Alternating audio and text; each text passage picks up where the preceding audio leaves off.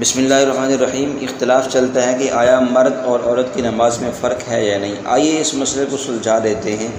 بڑی آسان سی بات ہے کہ جس طرح عورت اور مرد کے دیگر مسائل مختلف ہیں، ان کے اعمال مختلف ہیں، ان کا رہن سہن مختلف ہے، ایسے ہی عورت اور مرد کی نماز بھی مختلف ہے۔ عورت اور مرد کی نماز پڑھنے کے طریقے میں فرق ہے۔ کسی بھی حدیث سے یہ بات ثابت نہیں ہے کہ مرد اور عورت کی نماز ایک جیسی ہے۔ دیکھیں، یہ بات سب مانتے ہیں کہ مسجد میں امام مرد لگ سکتا ہے، عورت نہیں لگ سکتی۔ فرق تو آ گیا ہے نا، فرق دیکھیں۔ سب مانتے ہیں مرد امام لگ سکتا ہے، خطیب لگ سکتا ہے، عورت نہ خطیب لگ سکتی ہے اور نہ ہی امام لگ سکتی ہے۔ ایسے ہی مؤذن مرد ہو سکتا ہے مساجد کے اندر، عورت نہیں ہو سکتی، اور اقامت کہنے والا مرد ہو سکتا ہے، عورت نہیں ہو سکتی۔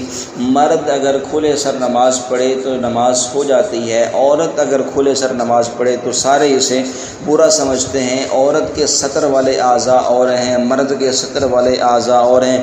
مرد کے لیے حکم ہے کہ مرد نماز کی حالت میں یا نماز کے علاوہ اپنے ٹخنے ننگے رکھے، شلوار یا پائجامہ ٹخنوں سے اوپر رکھے، جبکہ عورت کے لیے حکم ہے کہ عورت اپنے ٹخنے چھپا کے رکھے، اپنے ٹخنے ننگے نہ رکھے، شلوار ٹخنوں سے نیچے رکھے۔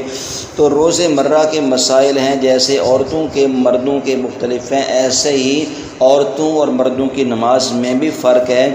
جمعہ مرد کے ذمے ہے، عیدین مرد کے ذمے ہے، عورتوں کے ذمے جمعہ بھی نہیں ہے، عیدین بھی نہیں ہے۔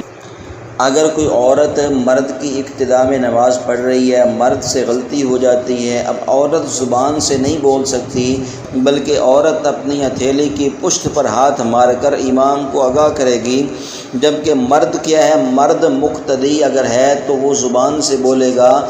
تو بڑا ہی فرق ہے، ہم آپ کے سامنے حدیث کی روشنی میں فرق واضح کریں گے۔ عورت اور مرد کی نماز میں کیا فرق ہے۔